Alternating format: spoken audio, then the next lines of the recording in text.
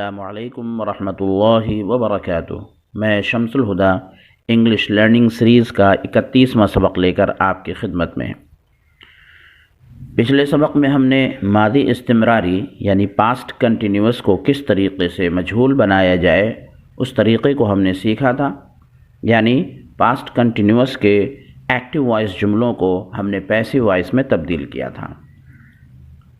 अब हम आज के सबक में ज़माने मादी तमाम यानी पास्ट परफेक्ट के जुमलों को मजहूल बनाना सीखेंगे।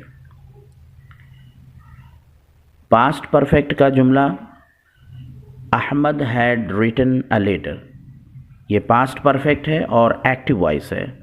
अब इस जुमले को किस तरीके से मजहूल बनाया जाए हम उसे सीखते हैं। पास्ट परफेक्ट को मजहूल बनाने का फॉर्मूला ये है कि सबसे पहले सब्जेक्ट लेकर के आएँ और फिर हैड बीन का इजाफ़ा करें और उसके साथ फ़ेल की तीसरी शक्ल ले आएँ। जैसे हमने मिसाल में लिखा है अ लेटर, यहाँ पर सब्जेक्ट लेकर के आए और हैड बीन परफेक्ट के लिए लेकर के आए और उसके साथ फ़ेल की तीसरी शक्ल ले आए रिटन बाय अहमद। तो तर्जुमा होगा a letter had been written, Ahmad के ज़रिए एक ख़त लिखा जा चुका था। चूँकि ये पास्ट में है और पास्ट परफेक्ट में है तो चुका था जो उसकी अलामत है चुका था तो यहाँ पर आएगा। दूसरी मिसाल हमने लिखी है the decision had been taken by Hamid. Decision के माने फ़ैसला, फ़ैसला हामिद के ज़रिए लिया जा चुका था। तो यहाँ पर डिसीजन सब्जेक्ट की जगह पर लाए और हैड बीन ये परफेक्ट के अंदर पैसिव वॉइस के लिए इस्तेमाल किया और फिर फ़ेल की तीसरी शक्ल ले आए। The decision had been taken by Hamid, फ़ैसला हामिद के ज़रिए लिया जा चुका था।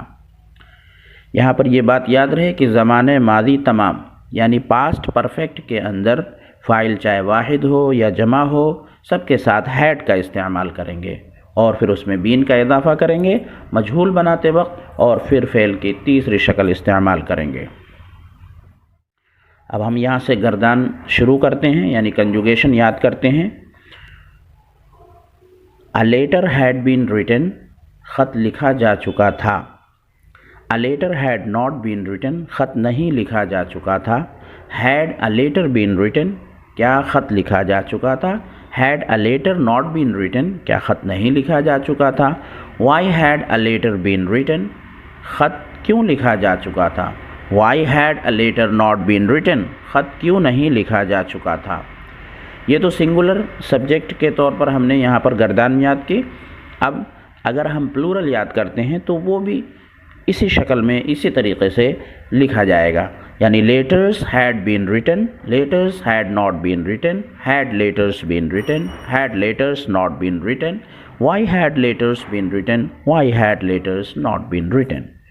तो वाहिद यानी सिंगुलर और प्लूरल यानी जमा दोनों की शक्ल में एक ही तरीके से गर्दान याद की जाएगी।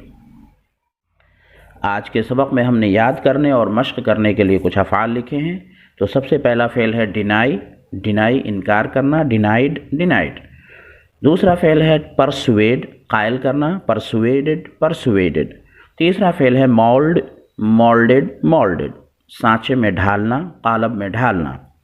और चौथा फ़ेल है मेजर, मेजर, मेजर, नापना।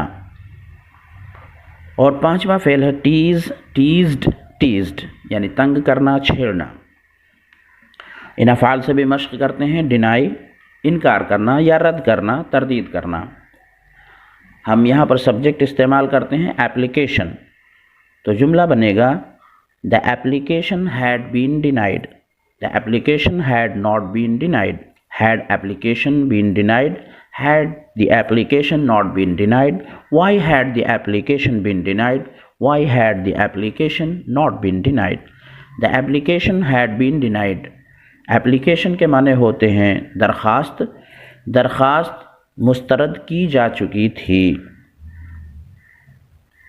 दूसरा फ़ेल है परसुएड, यहाँ पर हम सब्जेक्ट इस्तेमाल करते हैं manager. The manager had been persuaded, the manager had not been persuaded, had the manager been persuaded, had the manager not been persuaded, Why had the manager been persuaded? Why had the manager not been persuaded? The manager had been persuaded. Manager को कायल किया जा चुका था, तर्जमा होगा। और तीसरा फेल है मोल्ड, सांचे में ढालना। हम यहाँ पर सब्जेक्ट लेते हैं क्ले। क्ले के माने मिट्टी। तो जुमला होगा the clay had been moulded. The clay had not been moulded. Had the clay been moulded? Had the clay not been molded? Why had the clay been molded? Why had the clay not been molded? तो तर्जमा होगा the clay had been moulded. मिट्टी को सांचे में ढाला जा चुका था। चौथा फेल है मेजर। मेजर के माने नापना। तो हम यहाँ पर सब्जेक्ट लेते हैं room. The room had been measured. The room had not been measured.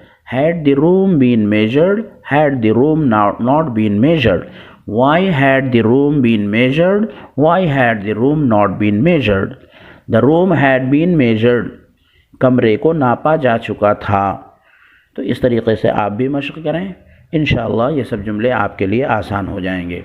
गर्दानों को याद करना बहुत ज़रूरी है। इनको जिस तरीके से और जितनी पुख्ता आप याद करेंगे उतने ज़्यादा आपके जुमले आपकी ज़बान पर आसान हो जाएंगे। आज के सबक में बस इतना ही, और इस सबक को मुकम्मल तहरीरी शक्ल में पाने के लिए डिस्क्रिप्शन में लिंक पर जाएं और क्लिक करें और हमारे ब्लॉग पर मुकम्मल तहरीरी सबक को पढ़ें।